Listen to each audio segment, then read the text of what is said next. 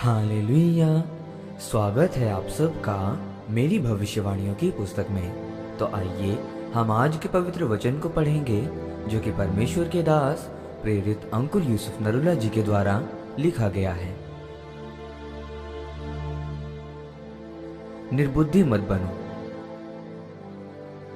जैसा कि इफिसियों की पुस्तक अध्याय 5 उसकी 17 से 19 आयत में लिखा है, इस कारण निर्बुद्धि ना हो, पर ध्यान से समझो कि प्रभु की इच्छा क्या है।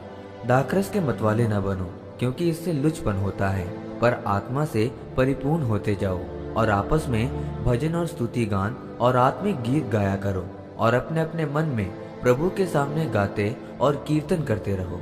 मेरे प्रियो, बाइबल में जब भी हम पढ़ते हैं तो वचन में लिखा है कि अब्राहम, इसहाक और याकूब का परमेश्वर।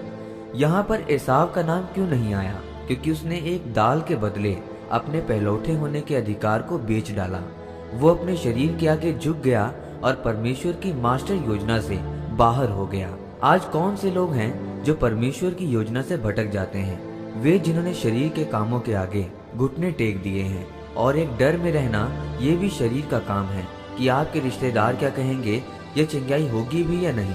मेरे प्रियो, बाइबल में जब पौलुस लिख रहा है कि दाखरस के मतवाले मत बनो, वहाँ पर आगे एक कॉमा लगा है, और अगर यूनानी भाषा में पढ़ें तो वहाँ पर एक सेमीकोलन लगा हुआ, यानी कि वो शब्द, वो वाक्य अभी पूरा नहीं हुआ।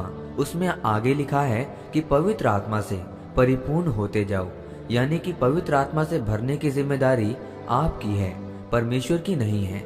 आपको पवित्र आत्मा से भरने के लिए भजन के साथ स्तुति गान करते हुए आत्मिक गीत को गाना है। जब मैं चर्च में जाता था तब मैं मीटिंग के शुरू से लेकर आखिर तक आराधना करता था, और पूरे हफ्ते वो मेरी आत्मा में आराधना चलती रहती थी। जितना मैंने अपने आप को पवित्र आत्मा के वातावरण में रखा, उतना ही पवित्र आत्मा से भरता गया। आज लोग पवित्र आत्मा से क्यों परिपूर्ण नहीं होते हैं? क्योंकि वो लोग उसे महसूस कर रहे हैं। जो उनके आसपास घटता है और वो वही करते हैं। जब आपके पास पैसा है तब आप परमेश्वर का धन्यवाद कर रहे हो, और जब पैसा नहीं है तब फिर निराश हो रहे हो, या जब चंगाई हो रही है तो धन्यवाद कर रहे हो, और जब चंगाई नहीं हो रही तो निराश हो रहे हो। इस तरह आप पवित्र आत्मा से नहीं भर सकते हो।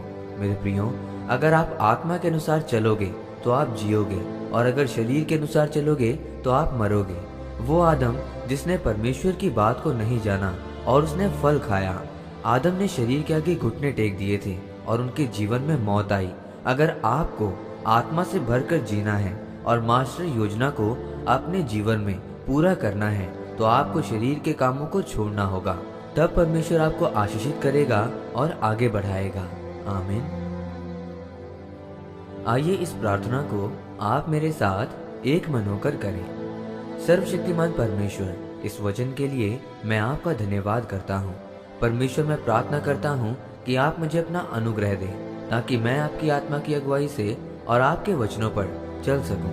प्रभु यीशु मसीह के नाम में, आमीन। परमेश्वर आप सबको आज के वचन के ऊपर मनन करने के द्वारा आशीषित करें। आमीन।